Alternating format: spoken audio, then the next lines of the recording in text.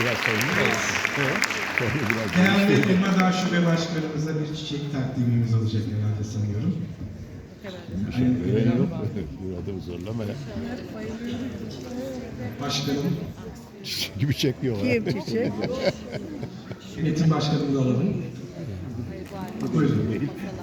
Bu gece, evet, bu gece kuruluşumuzun 10. yıl dönemi. Bu gece biraz renkli geçecek.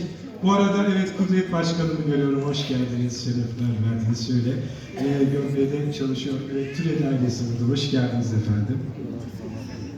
Evet, sevgili Ömer Lütfü Özenç Bey, İstanbul'dan geldiler, değerli eşimle.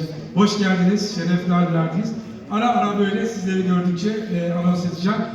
Polatlı Atatürk Düşünce Derneği, sevgili Hatice Hatipoğlu, nasılsınız efendim, hoş geldiniz. Şerefler verdiniz, ayaklarınıza sağlık.